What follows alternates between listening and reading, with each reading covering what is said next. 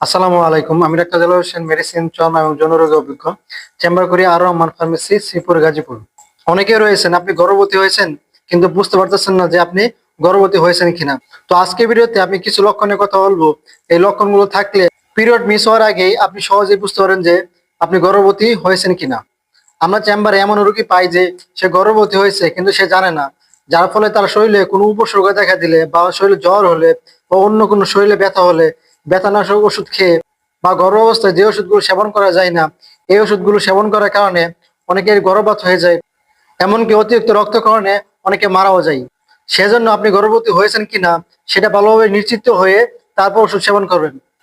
তাহলে চলুন প্রথমে জেনে নেই যে আপনার শরীরে কি কি লক্ষণ থাকলে আপনি কিভাবে বুঝতে পারেন যে আপনি গর্ভবতী হয়েছেন কিনা। ভিডিও শুরু করার আগে মেডিকেল বিষয়ে অথেন্টিক ইনফরমেশন পেতে আমার চ্যানেল সাবস্ক্রাইব করে রাখতে পারেন। তাহলে চলুন শুরু করা যাক। গর্ভাবস্থায় শুরুর দিকে প্রথম যে লক্ষণ দেখা দেয় তা হলো অনেকের দেখা যায় কি স্তনে ব্যথা অনুভব হয়, অনেকের ফুলে যায়, অনেকের যন্ত্রণা করে।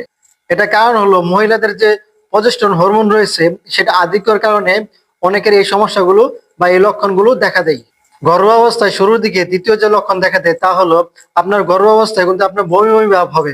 মেডিকেল ভাষায় এটাকে বলে মর্নিং সিকনেস।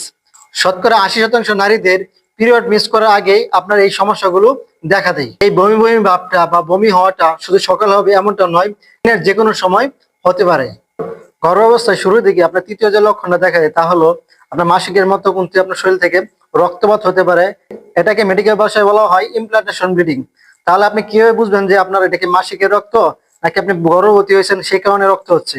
এটা বোঝার সহজ উপায় আপনাদের বলে দেই, তা হলো যদি কি মাসিকের রক্তের কালারটা থাকে কি উজ্জ্বল গাঢ় লাল রঙের, কিন্তু যদি আপনার শরীরে ইমপ্লান্টেশন ব্লিডিং হয় বা গর্ভবতী হওয়ার কারণে ব্লিডিংটা হয়, এই রক্তের রংটা কি থাকে হালকা গোলাপি বা বাদামি রঙের হয়।